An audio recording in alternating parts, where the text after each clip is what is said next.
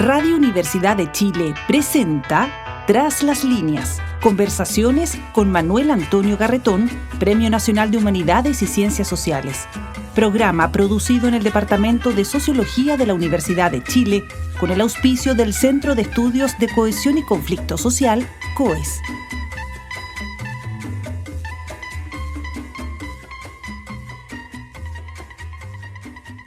Muy buenas tardes.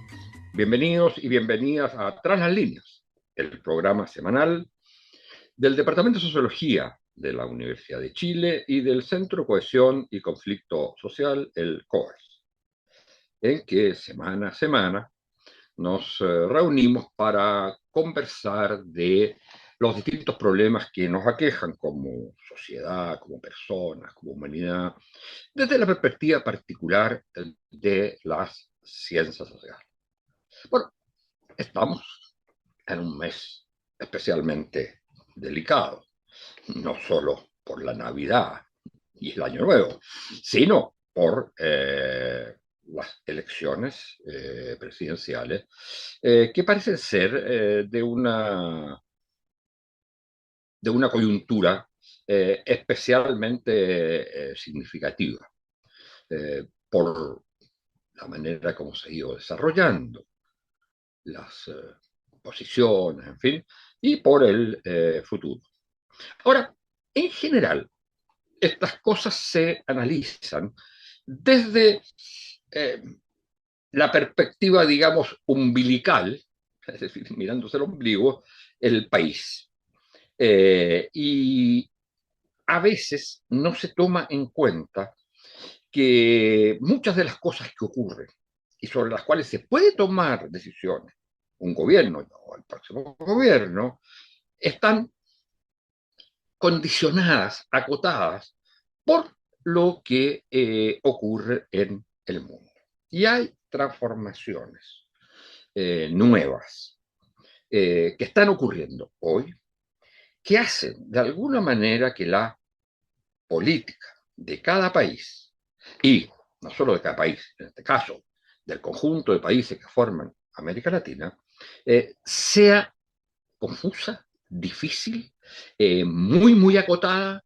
Entonces, para hablar de esto, del contexto internacional, sobre todo en el plano económico-político, pero también para ver qué efectos eso tiene en Chile y qué futuro o qué alternativas hay para responder a esos nuevos desafíos, a esa nueva configuración, como diría nuestro invitado, que se está produciendo en el mundo.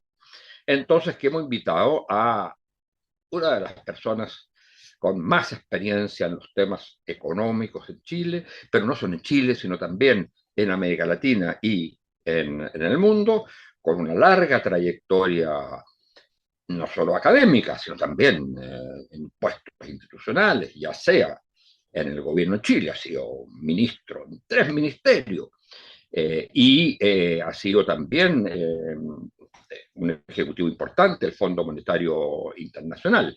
Eso es un poco el sueño de los Chicago Boys, pero que él, digamos, ha desempeñado todas esas tareas.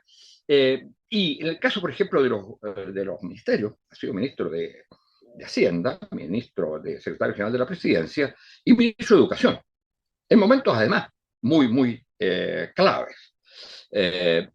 Entonces, con toda esa experiencia intelectual y técnica, y además con el interés que tiene de ir más allá de las puras disciplinas, digamos, económicas, es la persona más indicada para conversar sobre estos temas. Muchas gracias por estar con nosotros, Nicolás Eizaguirre, nuestro invitado de hoy.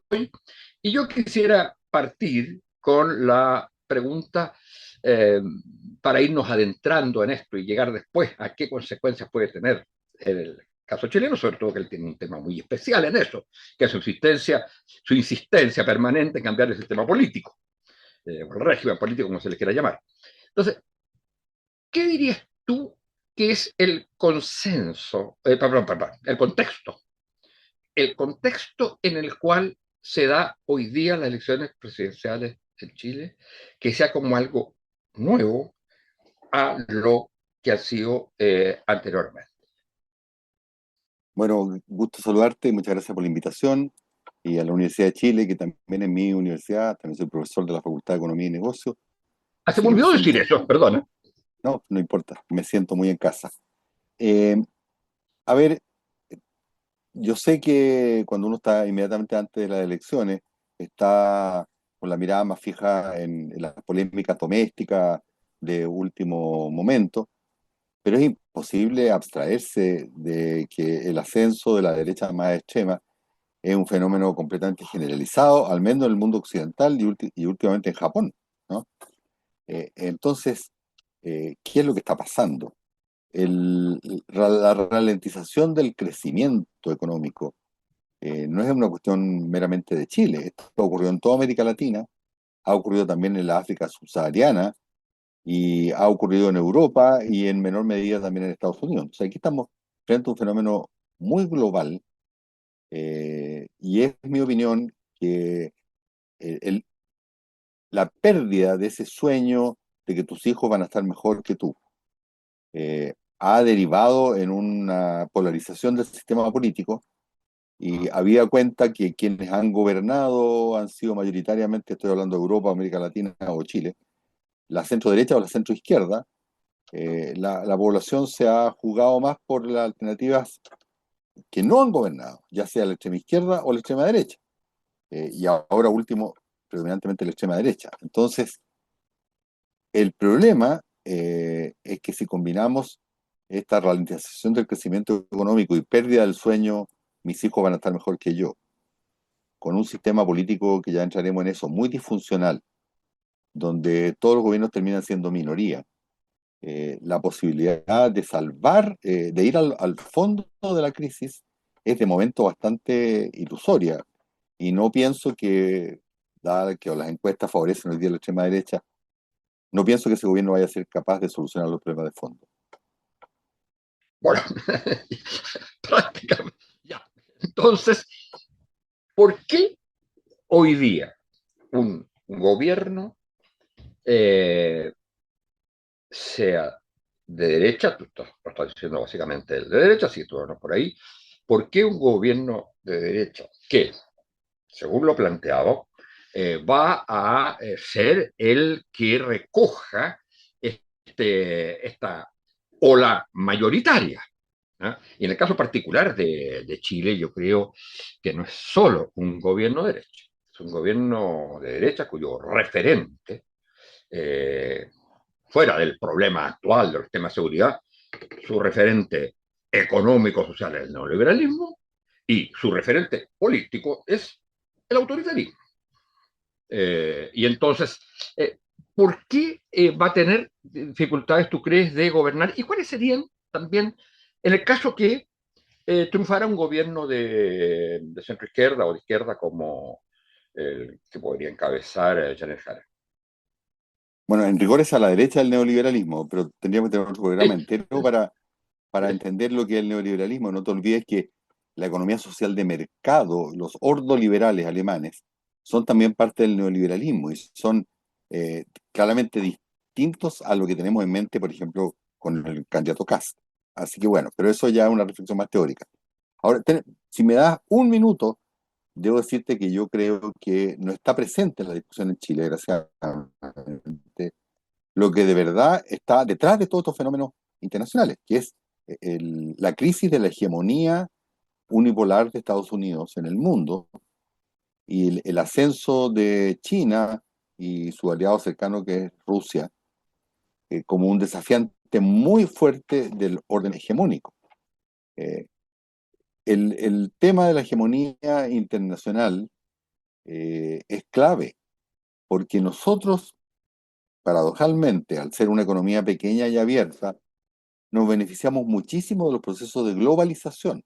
Esto no ocurrió solamente ahora, ocurrió también entre 1880 y la crisis del 29, en que Chile ascendió mucho, y hay que mirar que Chile se fue acercando, nunca llegó a ese nivel, por cierto, al nivel de desarrollo de los países más desarrollados, en lo que se llamó la Belle Époque de esa época. Bueno, Bueno, y eso Argentina también lejos. desde luego, no, Claro, ellos iban todavía más arriba que nosotros. claro. Los exportadores de materias primas se benefician mucho de la ampliación del comercio, obviamente.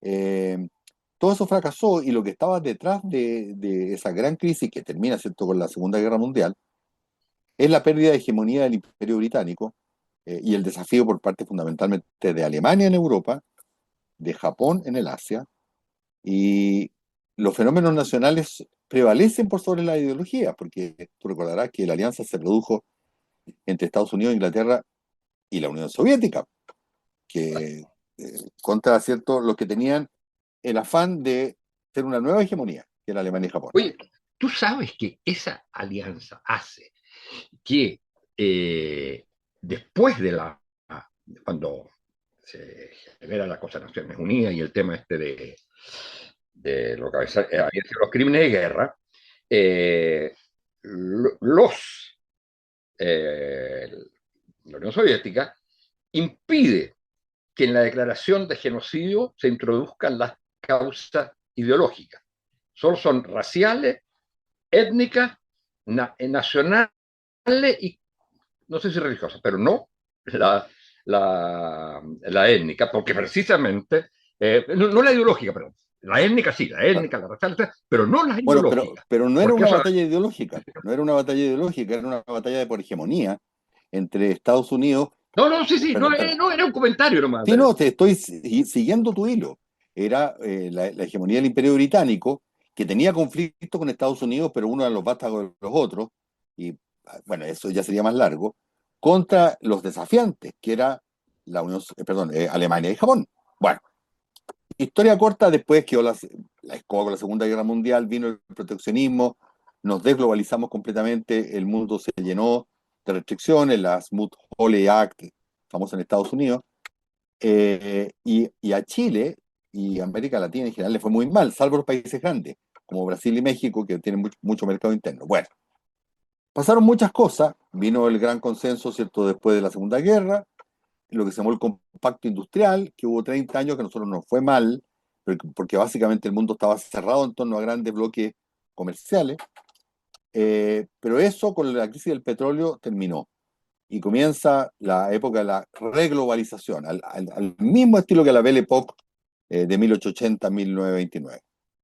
Y Chile, que estaba muy abierto, crece de una forma impresionante y se produce una especie de círculo virtuoso de crecimiento con equidad, que era lo que decía la concertación, ¿cierto? Crecíamos mucho porque el mundo nos compraba todo lo que queríamos vender, por tanto había muchos ingresos fiscales, se mejoraba la equidad, y hubo 4 gobiernos que se sucedieron los unos con los otros del mismo signo, una cuestión que no había ocurrido en todo el siglo.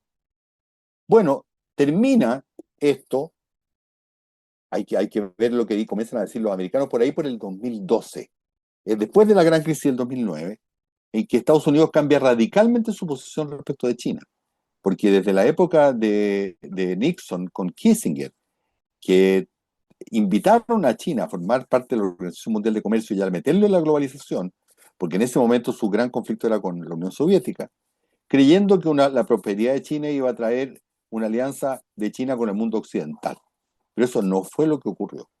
Y tantos años de gran liberalidad para que China se integrara hizo que China crecía al 10% durante 40 años y comenzara a ser el gran nuevo desafiante de Estados Unidos, de la hegemonía unipolar, que se hace absoluta con la caída del muro de Berlín en el año 90-91.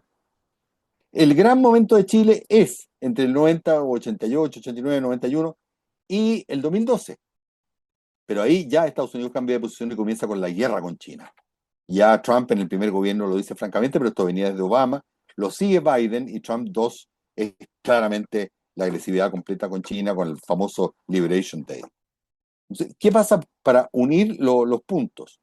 Cuando el mundo se cierra, hay guerra comercial y hay tensiones, ¿cierto?, por la hegemonía del mundo, Chile tiene enormes dificultades. Pero nosotros vivimos de nuestras exportaciones. Nosotros tenemos un mercado interno muy pequeño y por tanto este círculo virtuoso de crecimiento, ingresos fiscales, mejora de la educación pública, la salud pública, del ingreso del salario mínimo, todo ese círculo virtuoso se rompe brutalmente. Y después de eso ha habido gobiernos de centro izquierda y de centro derecha que no pudieron salir de ese maldito círculo vicioso. Y más encima tenemos modificaciones del régimen político que hacen que nuestro Parlamento se atomice mucho más todavía. Entonces tú tienes que hacer cambios fuertes con un Parlamento mucho más atomizado. Ya no te sirve simplemente seguir con la inercia, que era lo que teníamos en los 90 y los 2000. Entonces estamos en una crisis de proporciones. Eso tú dices que es igual para los dos posibles gobiernos, o Igual. es ya, pero Pero para seguir la línea, lo clave es cuál de los dos candidatos es más capaz de cruzar el río o el pasillo, como dicen en Estados Unidos, y hacer consensos transversales.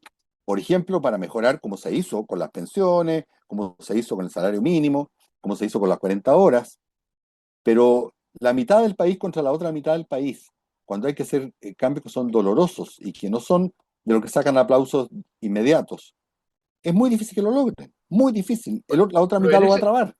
Pero, a ver, yo creo que es así, pero si uno se arriesga, digamos, a dar opiniones más políticas, es evidente que en el caso de la derecha, el tipo de liderazgo que tiene, yo insisto en ese punto, es el liderazgo más cercano, y lo ha sido siempre, salvo los dos gobiernos de Piñera, ¿eh? Ha sido siempre el de la más dura, o sea, el que más se reclama de alguna manera hereditario. O sea, su referente no es un proyecto económico nuevo, su referente es la revolución capitalista con todo lo sobrepasado que esté o no, que hizo Pinochet, y además con fórmulas. La UDI era claro en su momento de constitución, Cast y Kaiser son también muy claros, es la vertiente más autoritaria. En cambio, en ese sentido, la menos proclive a lo que tú planteas, creo que es la cuestión fundamental, que es un tipo de acuerdo, ¿eh? Es precisamente la desgracia Como los en la que años, estamos. como después, los tipos de acuerdos después de la crisis del 29-31, digamos, o sea, los frentes populares, bueno, pero una cosa mucho más amplia. Entonces, Es que el yo tengo problema la que impresión tenemos, Manuel que Jara Antonio, es más capaz de eso, ¿no? el problema que tenemos, Manuel Antonio, es que en un sistema tan disfuncional y trancado, por lo que yo te estoy diciendo, el conflicto ¿Mm? hegemónico ¿Mm? de un mundo unipolar a un mundo multipolar, ¿Mm? eh, es que el que se pare en el escenario lo van a bajar a tomatazo, sea cual sea. Eh, y fíjate tú que a la concertación la sacó el Frente Amplio, porque la concertación tenía que responder desde el 2012 en adelante por gobiernos que no eran capaces de mover la aguja. Eh, Tuvimos la experiencia de la izquierda más radical, tampoco fue capaz de mover la aguja en los grandes problemas. Eh, y Piñera, que es la centro derecha, tampoco pudo solucionar los problemas. Entonces, por descarte, la población va aprobando nuevos jugadores, nuevos artistas que se suban al... Ahora, a corto andar le van a comenzar a tirar tomates de nuevo, porque esto es un engaño colectivo. Si a la larga ninguno por sí solo, que en la primera vuelta sacan el 25%, porque tenemos puros presidentes que parten con 25%, ¿Mm? y con bueno, podemos analizar el Parlamento. Ninguno va a poder, más aún si viene desde el extremo, eh, en el caso del gobierno actual, que venía más de la izquierda más radical, en el gobierno de Cast eventualmente, de la derecha más radical. No va a poder generar esos grandes consensos.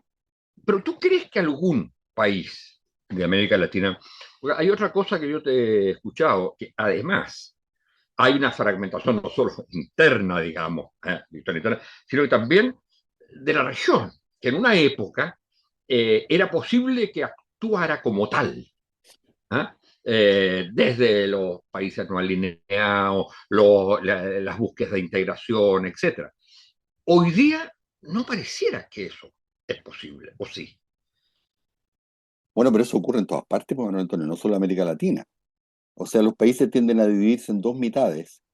Y convengamos que tú que eres cientista político, sociólogo, que los regímenes presidenciales favorecen el dividirse en dos mitades, de la mitad para la izquierda y la mitad para la derecha, porque tú llegas No, es que a no me una... está refiriendo a eso, sino a la Es posibilidad que que, da la conformación de un bloque latinoamericano tampoco existe No, para una inserción en esta nueva globalización, no globalización, que llaman tú. porque los humores cambian y cuando tú estás jugando, digamos, la posibilidad que gane del medio para la izquierda o del medio para la derecha, en algunos ganará del medio para la izquierda y el otro del medio para la derecha, con lo cual va a tener gobiernos variopintos que no van a tener la misma vocación dentro de América Latina.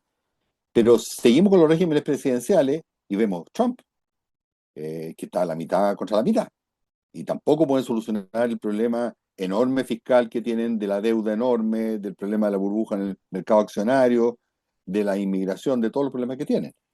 Eh, los gobiernos parlamentarios son un poco más conducentes, por ejemplo, Alemania, a lograr un acuerdo de la centroizquierda con la centroderecha, hacer un cordón sanitario contra los extremos, pero eso es una de las cosas. Estas cuestiones son multicausales, no es solamente un problema de régimen político, sino que, desgraciadamente, con el fin de la globalización, por eso vuelvo a eso, con el enfrentamiento de Estados Unidos-China, y insisto una vez más, en este momento para Estados Unidos o China, el problema no es cómo hacer crecer la economía mundial, el problema es cómo ganarle al otro.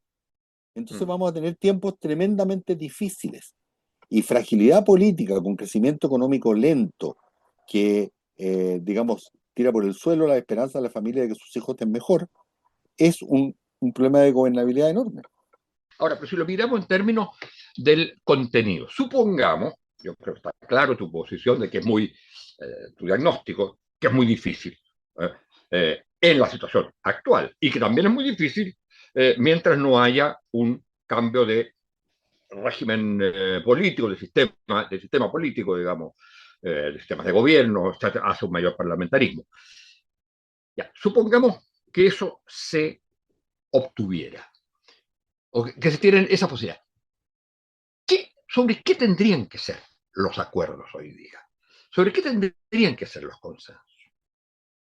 Pero antes de movernos a eso, si me lo permites, Adelante. tenemos un problema aún mayor, porque está el fenómeno Parisi.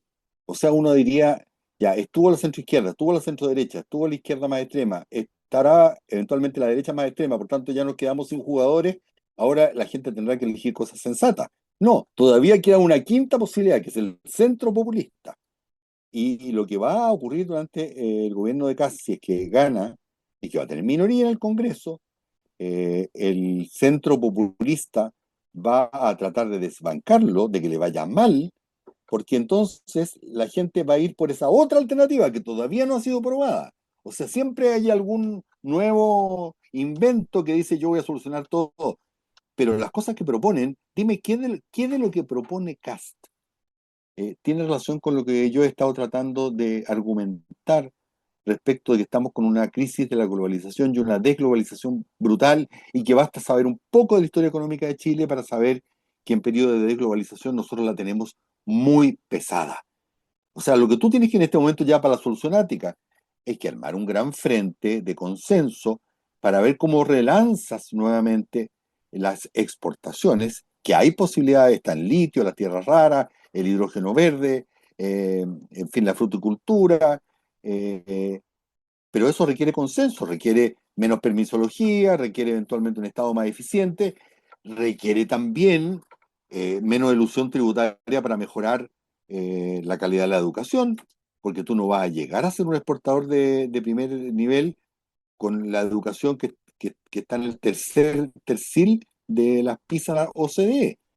O sea, nos Oye, viene el camino duro, y el sí, camino pero duro no se logra con fuegos de artificio. estoy de acuerdo. Ahora, tú señalabas algunas áreas.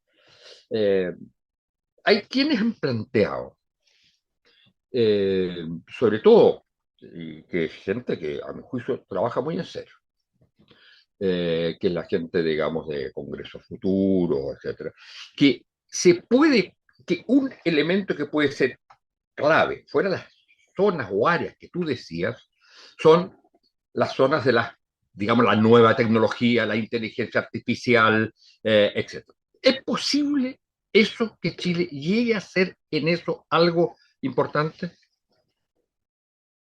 Lo que pasa es que eh, es como decir, mira, un país va a ser muy potente en un eventual conflicto bélico si tiene las armas de la mejor tecnología, pero no tiene instituciones, no tiene un ejército, te estoy haciendo simplemente una metáfora, no tiene personal, digamos, formado, no tiene servicio de inteligencia. O sea, la tecnología coincide, digamos, con estos esfuerzos de desarrollo y de progreso, cuando tú tienes un conjunto de cosas operando, régimen político, capacidad de hacer leyes para que los recursos Y fluyan a eso lo donde tienen que tenía ir. Estados Unidos con el Silicon Valley y con lo que viene después. Lo tenía, Claro, tendríamos que claro. hablar más de Estados Unidos y cuál es el problema y cuál es el problema de Europa. Pero esto no es un problema tecnológico, No, esto de es un acuerdo, no, problema no. político, es un problema de cómo eres capaz de hacer alianzas que persigan reformas que suelen ser impopulares pero imprescindibles. Ya, pero a su vez, hay ciertas reformas que pueden ser no populares e imprescindibles, pero también hay reformas que tienen que ver con los sectores populares y que también son imprescindibles. Y No, entonces eso hace cierto. que por un lado puede llegar a acuerdos, pero por el otro no. No, sin duda alguna que si tú no eres capaz si no eres capaz de retomar el crecimiento y consecuentemente tener capacidad de financiar mejoras sociales, vas a tener un problema de cohesión social agudísimo. Si no eres capaz de poner fin a los abusos, porque le pones un poquitito cierto límite a quienes tienen más poder, también vas a tener falta de cohesión social. Por eso esto es sistémico. Pero el orden de los factores aquí importa mucho. No es un problema de importar inteligencia artificial. No es un problema de tener más robots. Es un problema de un sistema político que sea capaz de procesar demandas y de concordar reformas que son imprescindibles para tener una nueva fase exportadora y para, a través de ese mayor crecimiento, que esto no solo chorree, sino que efectivamente signifique mejoría concreta en la salud, en la educación. Posiblemente va a tener mucho más restricciones que las que tuvimos para poder dar beneficios de llegada, tipo Bolsa Familia, que decían en Brasil, Mm. transferencias monetarias eh, independientemente de la productividad, pero por lo menos tienes que jugar la igualdad de oportunidades. Estas cosas, es un punto complejo explicar todo esto, pero lo que te quiero decir es que esto no es una especie de lista de supermercado, es un problema No, de cómo funciona el engranaje. de acuerdo.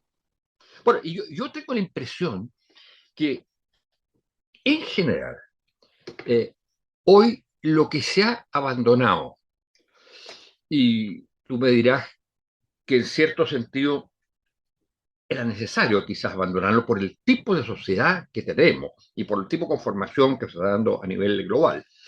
Pero lo que tenemos, si uno piensa en lo que son los debates y los programas de las distintas candidaturas, sobre todo en la primera parte, pero también en esta segunda, lo que tú ves es menos una visión de largo plazo y más un conjunto de políticas públicas. Basta ver el debate. Los debates Lista, son listas de supermercado, listas de exactamente, supermercado. claro, exactamente, lista de Claro, pero supermercado. nadie se pregunta que para comprar en el supermercado tenéis que tener dinero y tenéis que tener cómo llevar las cosas y cómo traerlas. O sea, esto es un problema que está inscrito en un engranaje. No es un problema de ir ¿cómo se llama? ¿Cómo le llaman? A la tómbola, no. ¿Cómo le llaman? A donde expenden las cosas en los supermercados, no me acuerdo. Los pasillos llenos de cosas, ¿cómo se llama eso en los supermercados? Ya, Ya me olvidé. ya. Eh, Ahora, la gente quizás que está escuchando o que escuche, dirá, bueno, y este señor que estuvo ahí en Hacienda, ¿por qué no lo hizo? Y ahora está diciendo tantas cosas. Eh, yo, honestamente, no me di cuenta, el 2012, 2013, 2014, que el neumático se había pinchado. O sea que esto, que era un círculo virtuoso de crecimiento con equidad que traíamos desde fines de los 80, desde la democracia básicamente, en que crecíamos al 5 o 6% con relativamente poco esfuerzo, ya no era posible porque el problema planetario del conflicto China y Estados Unidos iban a desbarrancar, a sacar de madre este río que venía fluyendo. Entonces, claro, en el segundo gobierno de la presidenta Bachelet teníamos muchas dificultades para crecer y por tanto tenía muchas dificultades para hacer políticas sociales y la gente se resistía a pagar más impuestos, etcétera, etcétera. Entonces, este neumático viene pinchado hace 12, 13 años y ningún gobierno Sí, lo ha podido solucionar. ahora, pero, ya, el diagnóstico estamos de acuerdo, no puede ser más pesimista. Pero No, no es nada fuera pesimista, de decir, pero, no, pero es fuera de, no, es realista. realista, es lo más realista que hay, de acuerdo, pero es realista. Porque si seguimos creyendo que esto es un problema, como tú muy bien dijiste, de la política pública A, B o C, de bajarle el IVA a los remedios o de hacer cárcel en el desierto, son cuestiones enteramente accesorias. No va a solucionar el problema. Ya, pero ¿y tú crees que en ninguno de los dos bloques, y tenemos que ir terminando, en ninguno de los dos bloques en los cuales está dividido el país, No te digo hay, inmediatamente, Manuel Antonio, hay mucho más, yo veo más disposición en Janet Jara a abrirse a este tipo de cuestiones y a buscar acuerdos transversales que la que veo en Cast, que cree que ha clavado la rueda de la fortuna. Pero tengo que ser realista respecto de que también, dado esta dicotomización del país, un gobierno de la izquierda, centroizquierda, sería extremadamente difícil si no es capaz realmente de abrir un diálogo, por ejemplo, con Chile Vamos, de fondo. claro, lo que pasa es que Chile Vamos, mi impresión es que No, hoy día está encantado con la extrema derecha, por yo supuesto. insisto en un punto que sé que causa problemas, pero yo creo que la derecha chilena dejó de ser democrática, que ese no es su problema. Y que en cambio hay derechistas democráticos, por supuesto, pero siempre, y fíjate a lo largo de la historia, desde los mediados de los 60, o sea, desde la reforma agraria para adelante, la derecha está siempre por la opción más dura, y que tiende a ser siempre el término o la restricción de la democracia. Y ese es un Sí, Manuel problema. Antonio, pero pongámonos una mano en el corazón. Mm, Esa es la época en que el conflicto hegemónico entre la Unión Soviética y Estados Unidos, Guerra Fría, en la izquierda se hablaba de la democracia burguesa también. O sea, tampoco sí. confiábamos que por el método democrático íbamos a ser capaces de tener un país próspero y justo. Y en Pues la yo creo que eso es lo que derecha, aprendimos, eso es lo que aprendimos con la dictadura y que la derecha está bien, lo aprendió, pero lo aprendió en sentido contrario. Hay que tener dictadura. falta aprendizaje sin duda alguna de parte de la derecha y eso es muy lamentable. Pero también nosotros, yo me hago una autocrítica, durante la crisis social no fuimos suficientemente claros que ciertos devaneos eh, populistas, autoritarios, eran inaceptables. Yo, fíjate, bueno, sobre eso Son yo materia de creo que opinión. sí, yo creo que sí, yo no lo llamaría de esa manera, pero sí, yo creo que fue, Lo dije de forma muy prudente, devaneos populistas autoritarios. Ya no puede ser más, no, más diplomático. bueno, no, pero yo creo que ahí sí hay un problema, pero fíjate tú que la cosa es súper complicada, porque hubo un momento en que, y ahí nos metemos nosotros, pero que esto se le escapó al, al sistema político, en este caso a la izquierda política. Se le escapó Es que ese es enteramente. el problema, Manuel Antonio, es que Y la cosa más grave, cuando sí. los países se trancan, la ¿Mm? población comienza a escuchar promesas populistas de lado y lado. Entonces, ¿De se acuerdo? adelgaza la democracia. Por ¿Mm? tanto, lo que hay que una y otra vez es decir que esas son mentiras fariseicas, que la única solución a los problemas de la democracia es más democracia.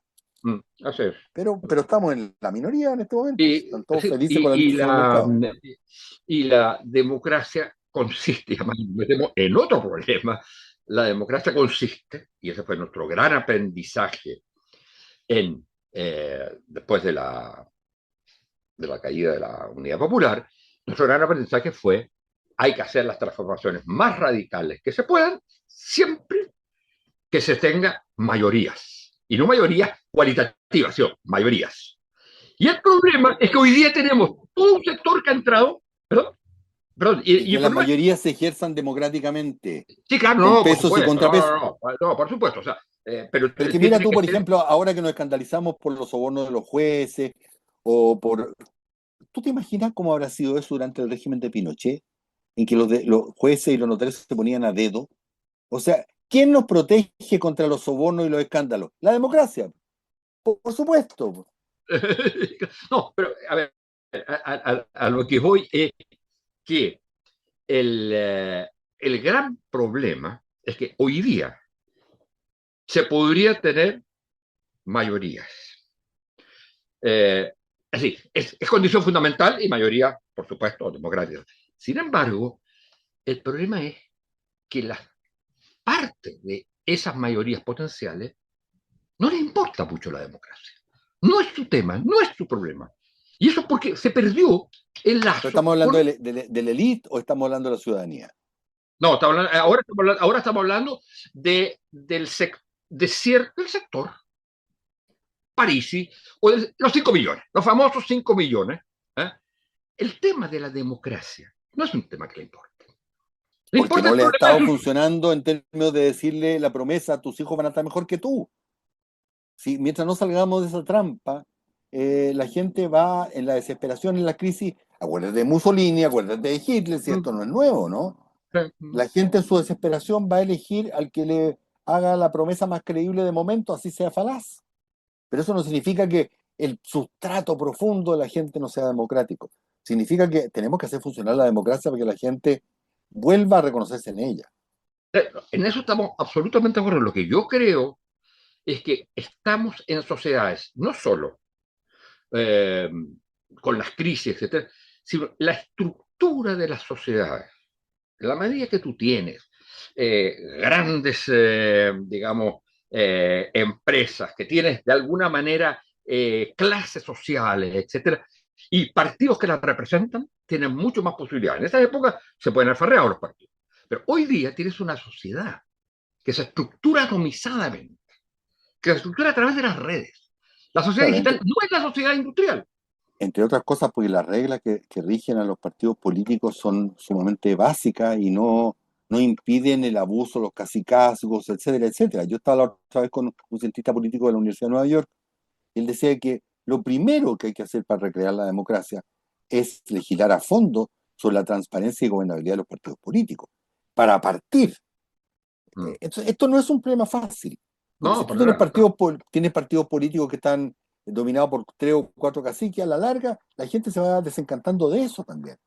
Y porque los caciques quieren favorecer a su nicho de votantes, por tanto no se ponen de acuerdo con ningún otro, los problemas de la gente no se les solucionan, entonces la gente termina, no sé, gustándole Mussolini o el que venga, el nuevo vendedor de ilusiones. O Cast. Bueno, muchas gracias, Nicolás, por esta conversación. Queda totalmente mucho por hablar de eso y hay que interrumpirla desgraciadamente por el tiempo, pero te agradezco enormemente que hayas venido y hayas podido tener esta oportunidad de conversar contigo. Y muchas gracias a ustedes, señoras y señores auditores y auditoras, y será hasta la próxima semana. Un gusto.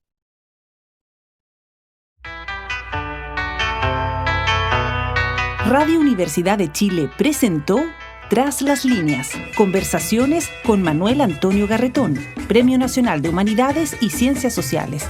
Programa producido en el Departamento de Sociología de la Universidad de Chile con el auspicio del Centro de Estudios de Cohesión y Conflicto Social, COES.